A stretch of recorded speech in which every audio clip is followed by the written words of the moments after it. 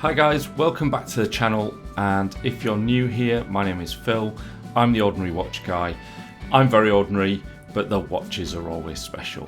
A lot gets said about Grail watches, and I hear the phrase, I got my Grail watch.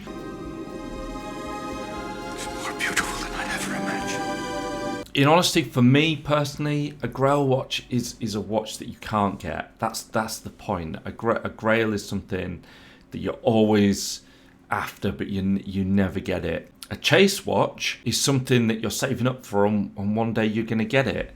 A Grail watch is out there somewhere, but you're not getting it. That's just my take on it. Anyway, in this video, I'm going to talk about my chase watches, my little list that I've got, and if you stay with me until the end, I'll show you what my Grail watch actually is. This is going to be fun. Let's get into it.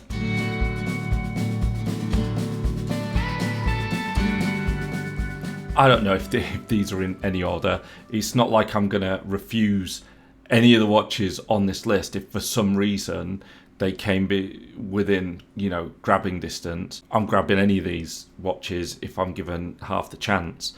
Let's start with the Zenith Chronomaster Sport in pink. Oh my God, look at this watch.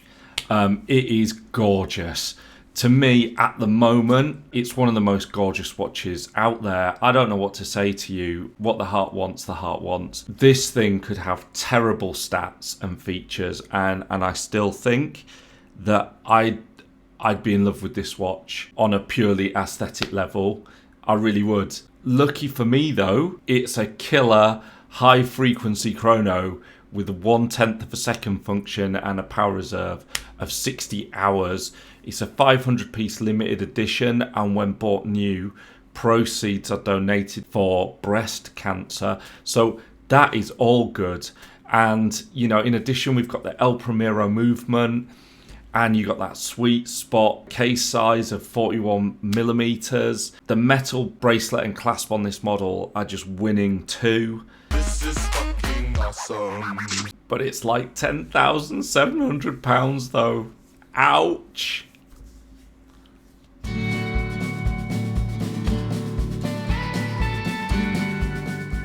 Omega Speedmaster Anniversary Series, first Omega in space. What are Omega trying to do to me with this watch? This watch is pure temptation in metal. I was actually thrilled to handle and try this watch on in Milan, and it was love at first sight. I also tried it on at the same time as the white dial Speedmaster Professional,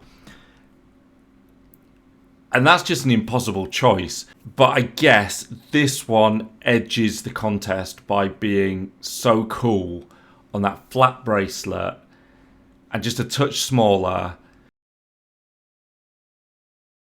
It's got that retro chic going on.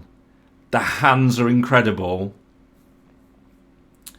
We've got an Omega 3861 inside this bad boy, and the etching on the case, reverse is just superb. Can I just say, actually, Omega are owning the game on case backs for me right now, and they're not getting enough credit for this. From the dark side of the moon, Apollo 8, which resembles the Apollo 8 window looking at the moon, and has "We'll see you on the other side" etched into the circumference, to the Snoopy. I mean, come on. These guys have basically been making the reverse of their cases a fun, creative opportunity, and their designs are insanely good fun and so cool. Flip your Rolex over and tell me what they gave you on the back there. Nothing. Omega are owning it on case backs right now. They are absolutely.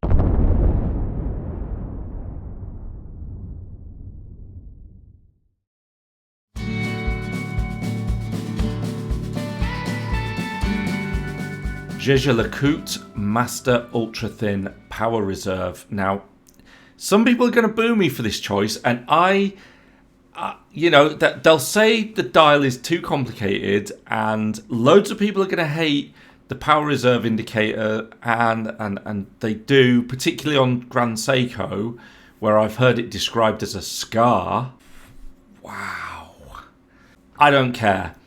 I love this. I love the Master Ultra Thin. I love the date watch and the moon phase version of this too. And I have no need to know what the moon phase is, where we are with it or where it's going or whatever.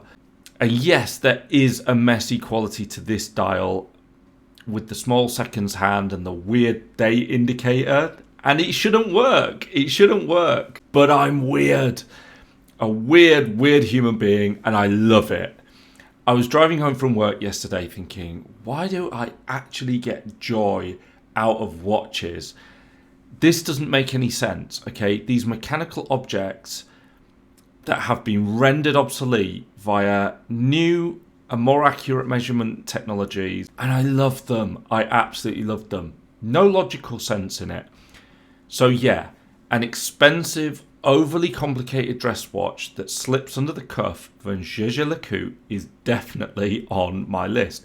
For what it's worth, it's a 39mm dial, a really awkward 21mm lug width. Don't care, still love it. 70 hours of power reserve and a thickness of just 7.56mm. It's gorgeous. It's utterly implausible, and frankly, I want it.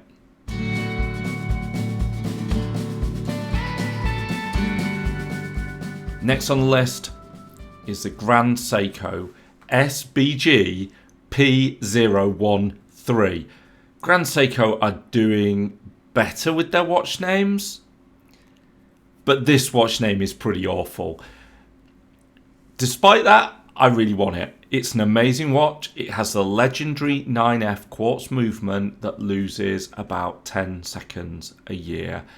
These are some special watches. Grand Seiko go to extraordinary lengths to make their quartz movements ultra reliable and the best out there, including growing their own quartz, which I think is insane. All quartz movements are definitely not the same. Do not be told that they are. What Grand Seiko don't do is invest the same amount of time in delivering a watch bracelet that equates to the standards of every other part of their offer. So the first thing I do is take it off the bracelet and put it on a high quality sail cloth strap or a leather strap. But it doesn't matter. I still want this watch and it's still on the list.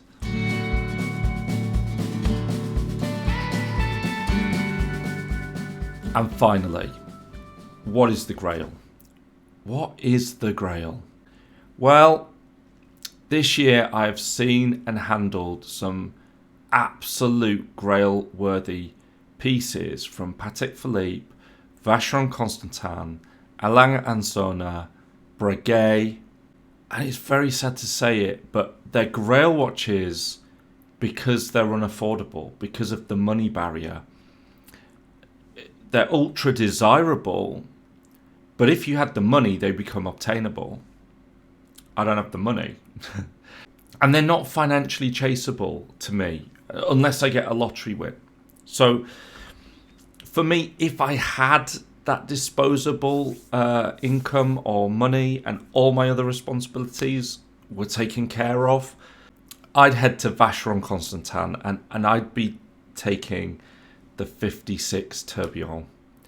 It is impossibly gorgeous, technically perfect, it's slim, it has 80 hours of power reserve, and it's just incredible. And I'd just stare at it. I'd put it on my wrist and I'd just be in some sort of a trance with it for like the rest of whenever.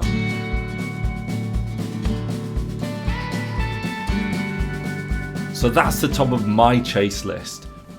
And that's my Grail. But what do you think? Let me know what's on your list and what your Grail watch is in the comments below. I'm really interested to see what you have to say on that. Give yourself four watches that you'd put on your list and a Grail, and let me know what makes your list. In the meanwhile, allow me to thank you so much for supporting the channel. Do click like and subscribe for more great content. You have no idea how much I value you clicking that subscribe button. I'll be back really soon with another video. But in the meanwhile, why not check out some of my previous content, and I'll see you in the next video. Bye for now.